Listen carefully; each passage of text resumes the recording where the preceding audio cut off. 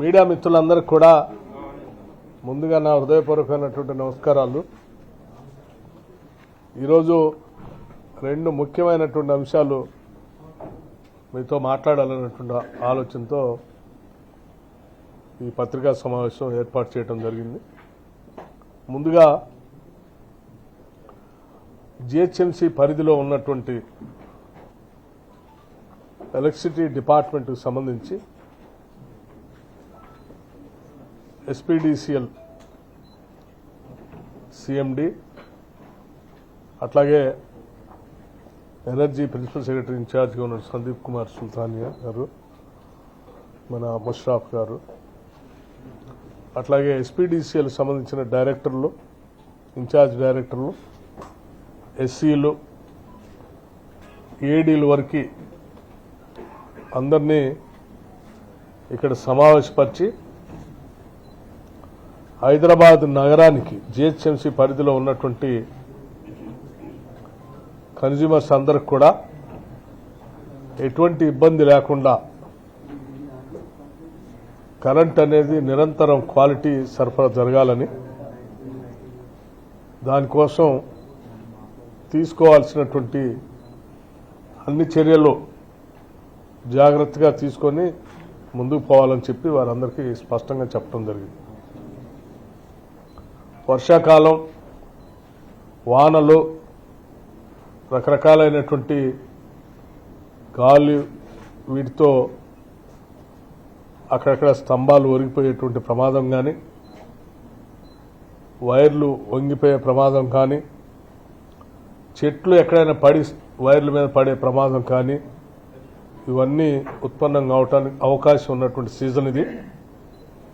ఈ సీజన్ దృష్టిలో పెట్టుకొని ముందు జాగ్రత్త చర్యలుగా అన్ని ప్రాంతాల్లో సిబ్బందిని అప్రమత్తం చేసి తగు చర్యలు తీసుకోవాలని చెప్పి వారందరికీ సూచించడం జరిగింది. అట్లాగే హైదరాబాద్ నగరం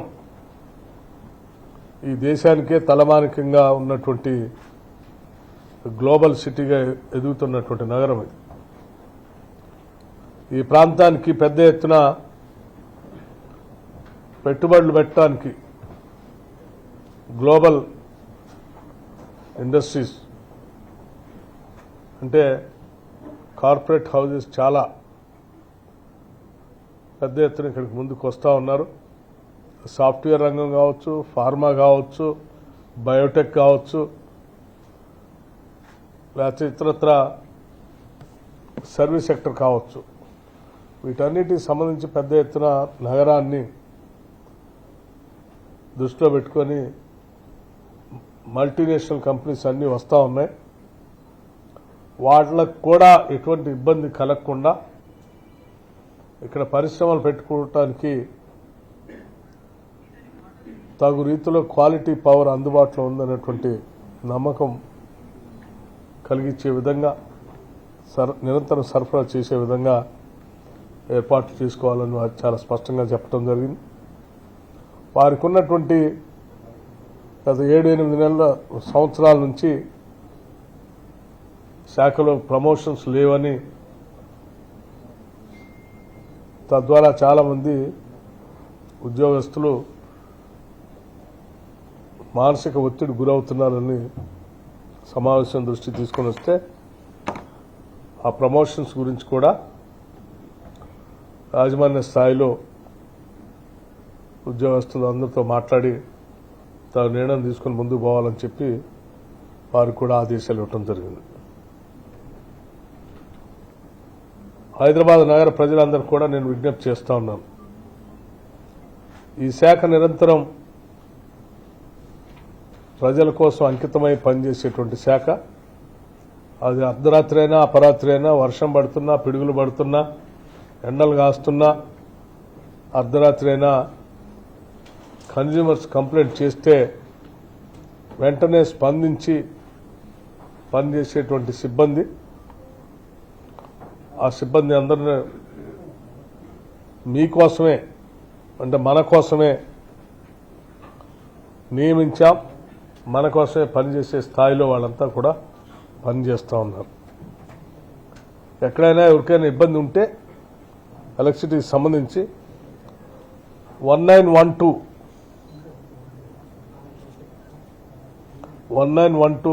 టోల్ ఫ్రీ నెంబర్కి మీరు వెంటనే ఫోన్ చేస్తే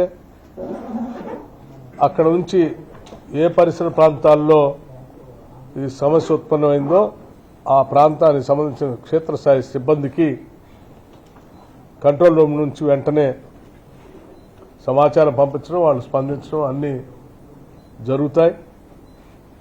దీనికి ఒక వ్యవస్థను ఏర్పాటు చేశాం. కన్జ్యూమర్స్ అంతా కూడా 1912ని మీకు ఎప్పుడు ఏ ఆపద వచ్చినా ఇబ్బంది వచ్చినా ఈ నెంబర్ని గుర్తుపెట్టుకుని దాన్ని డయల్ చేయవలసిందిగా విజ్ఞప్తి చేస్తా ఉన్నాం. నిరంతరం మీకోసమే ఈ శాఖ పనిచేస్తాను కూడా మనవి చేస్తా ఉన్నాం. ఇది ఒక భాగం. రెండో అంశం,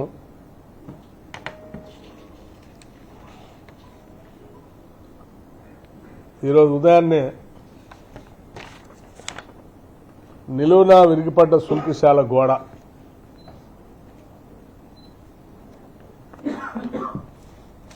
ఓ పత్రికలో హైదరాబాద్ నగరానికి మంచినీళ్ళు తీసుకుని రావటం కోసం కృష్ణానది డెడ్ స్టోరేజ్ నుంచి కూడా నీళ్లు తెచ్చుకోవడానికి అవకాశం ఉండేటట్టుగా నాగార్జున సాగర్ దగ్గర నుంచి మొదలుపెట్టినటువంటి ఈ ప్రాజెక్టు సంబంధించి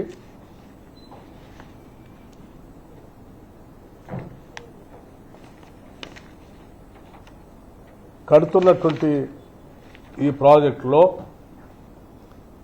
నిలువున ఇరుగుపడ్డ సుంకిశాల కూడా దీనికి సంబంధించి చాలా ప్రమాదం జరిగేటట్టుగా ఈ ప్రభుత్వం కట్టిస్తూ ఉందని అర్థం వచ్చేటట్టుగా వారు చాలా స్పష్టంగా ఒక కథని అల్లి వండి వార్చారు దీంట్లో.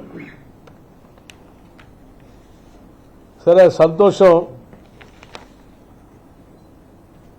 మేము ఇంతకాలం మీరు గొప్పగా చెప్పుకునేటువంటి కాళేశ్వరం ప్రాజెక్టుకు సంబంధించిన మేడిగడ్డ, అన్నారం, సుందేళ్లకే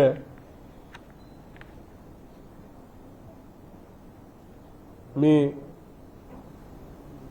ఏంటి క్వాలిటీ లేనటువంటి పనులు పరిమితం అయ్యాయేమో, మిగతా బాగానే ఉన్నాయో అనుకున్నాం. ఈ దెబ్బతో కేవలం మేడిగడ్డ, అన్నారం, సుందేళ్లే కాదు, మీరు కృష్ణానదిని కూడా వదిలిపెట్టలేదనేది దీని ద్వారా స్పష్టంగా అర్థమవుతోంది. గోదావరిలో కట్టే వాటిని గోదావరి ఒక్కదాన్నే ఖతం చేశారనుకున్నాం. ఇప్పుడు కృష్ణానదిని కూడా వదిలిపెట్టలేదనేది అంటే మీరు ఈ రాష్ట్రంలో దేన్ని వదిలిపెట్టలే. ఈ సుంకిశాల ప్రాజెక్టు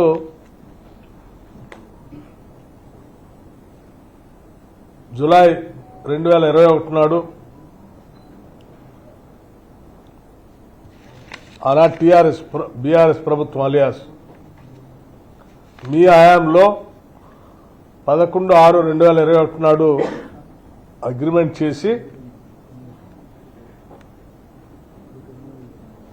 రిజర్వాయర్ సైడ్ వాల్ని జూలై 2023 టన్నెల్ సైడ్ వరకు పూర్తి చేశారు. అంటే వాళ్ళ కూలింది వారు కట్టించినటువంటి వాలే.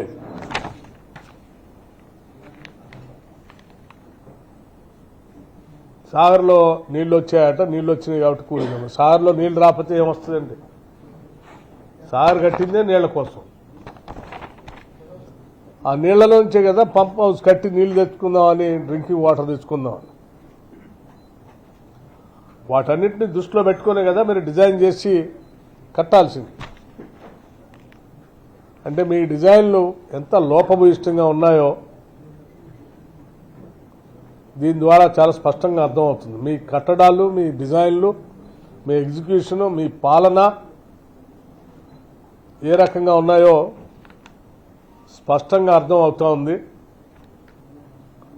ఏదో మీ పేపర్లో సుంకిశాల గోడ నిట్ట నిలున కూలింది,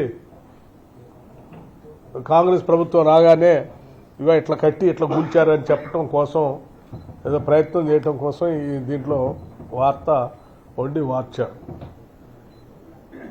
కానీ ఇది మేము కట్టింది కాదు, కట్టించింది కాదు, మా హ్యాంలో మొదలుపెట్టింది కాదు. తవర పుణ్యమే ఇది కూడా. ఆ గోదావరి మేడిగడ్డ పాపంతో పాటు ఈ పాపం కూడా మీదే. రాష్ట్ర ప్రజల సొమ్ముని, ధనాన్ని ఏ రకంగా నష్టపోయేటట్టు చేశారో వీటిని చూస్తూ ఉంటే అర్థమవుతాం. ఇంకా మీరు మొదలుపెట్టించినటువంటి మిగతా ప్రాజెక్టుల పరిస్థితి ఎట్లా ఉన్నాయో, భవిష్యత్తులో వాటి సంగతి కూడా ఎట్లా ఉంటుందో తేలుతుంది.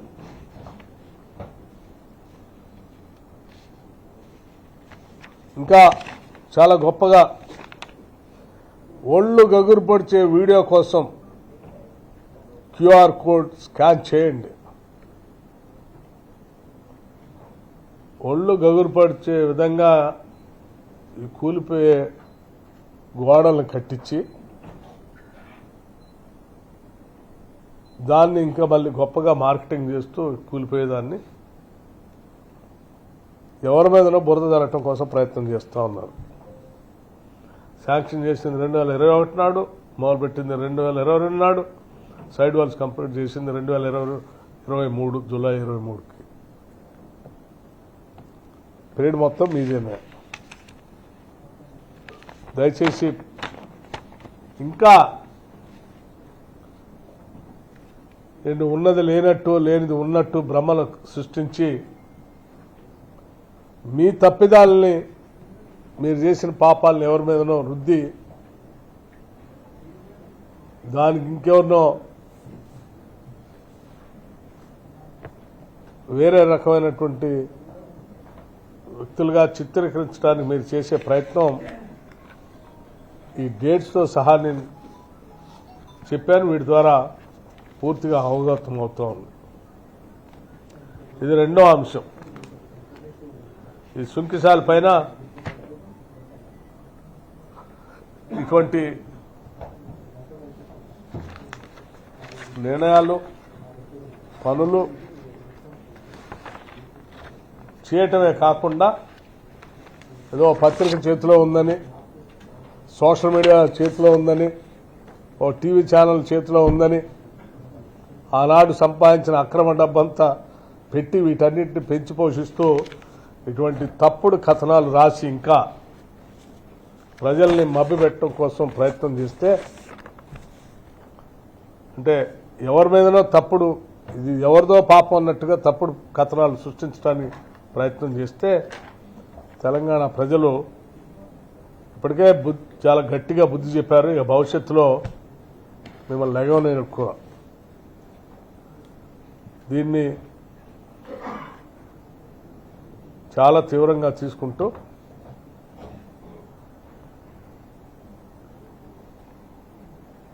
మీ తప్పుడు ప్రచారాల్ని చాలా తీవ్రంగా కూడా ఖండిస్తాం.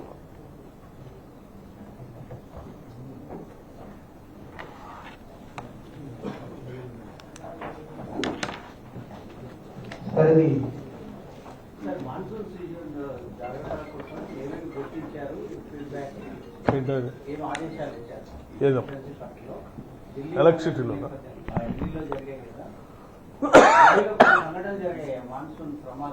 ఎలక్ట్రిసిటీకి సంబంధించా, under ground water సంబంధించా,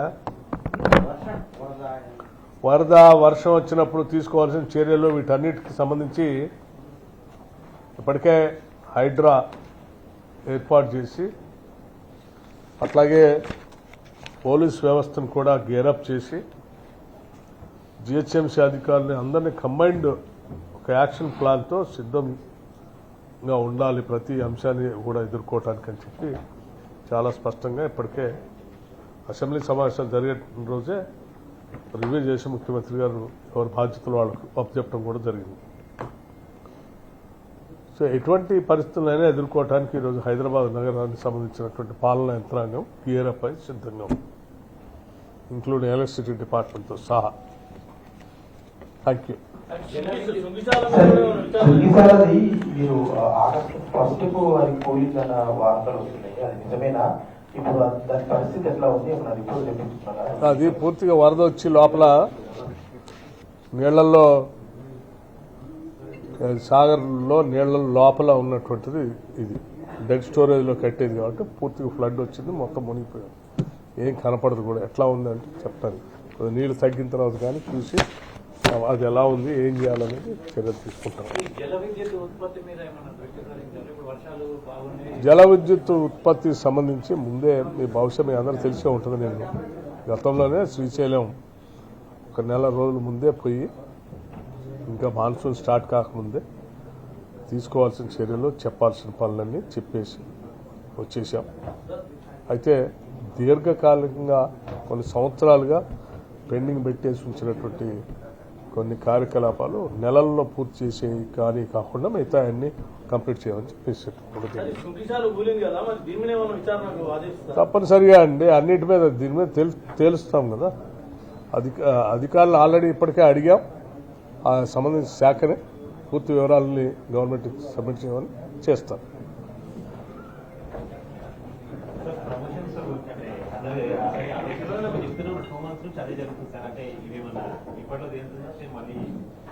two months నుంచి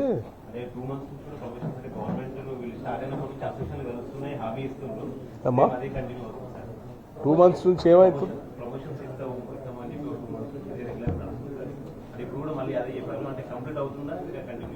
చేయమని చెప్పాము, చేయమని ఆల్రెడీ స్పష్టంగా ఆదేశాలు ఇచ్చాం. They will have a day, వెంటనే చేయమని అన్నాం. టైం ఏముంది?